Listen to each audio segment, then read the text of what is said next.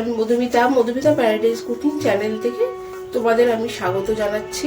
আজকে আমি তোমাদের করে দেখাবো পোড়া হান্ডি লিভার ফ্রাই। তার জন্য আমি এখানে নিয়েছি 300 গ্রাম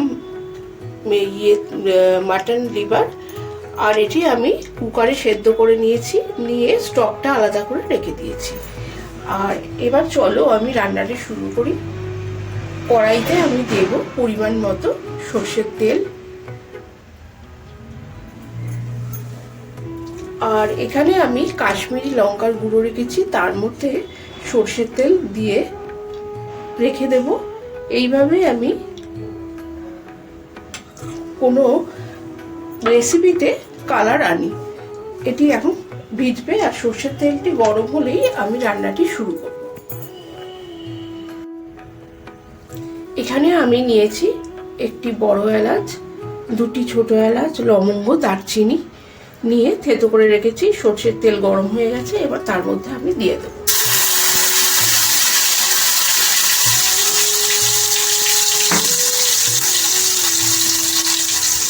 তারপরে এর মধ্যেই আমি দেব কুচনো পেঁয়াজ,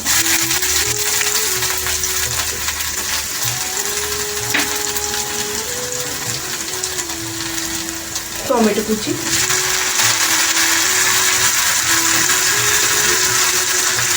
আর সামান্য পরিমাণে নুন দিয়ে এটি আমি ভালোভাবে ভেজে নেব।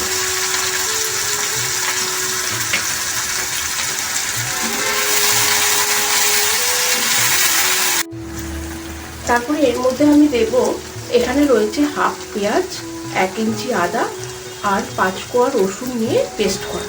সেই পেস্টটা আমি এর মধ্যে দিয়ে দেব।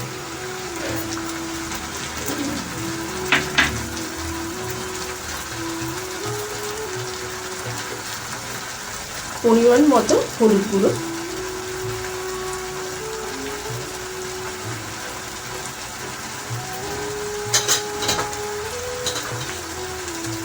লাল লঙ্কার গুঁড়ো,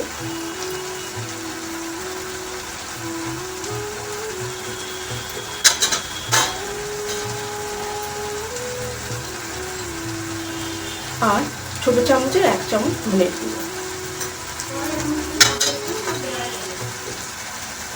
দিয়ে মশলাটি আমি ভালোভাবে কষিয়ে নেব।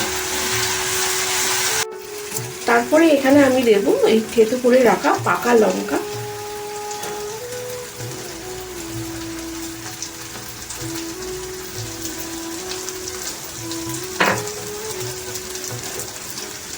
তেলে ভিজিয়ে রাখা এই কাশ্মীরি লঙ্কার গুঁড়ো,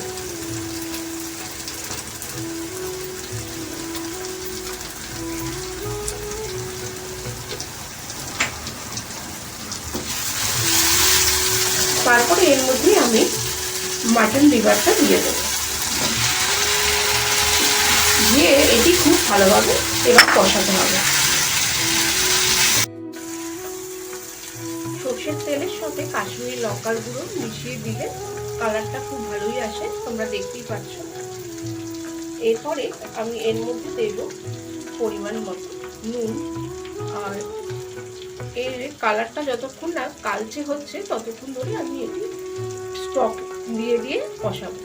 এখানে যে আমি স্টকটা রেখেছি সেটা দিয়ে কষাবো। এটা যেহেতু নাম পোড়া হান্ডি লিভার ফ্রাই, তোমরা কিন্তু এটি হাঁড়িতেও রান্না করতে পারো। আমি এটা কড়াইতে রান্না করে তোমাদের দেখাচ্ছি। এটি পুরোপুরি কষিয়ে কালচে হয়ে যাওয়ার পরে আমি তোমাদের এটি দেখিয়ে দেবো কেমন দেখতে হবে।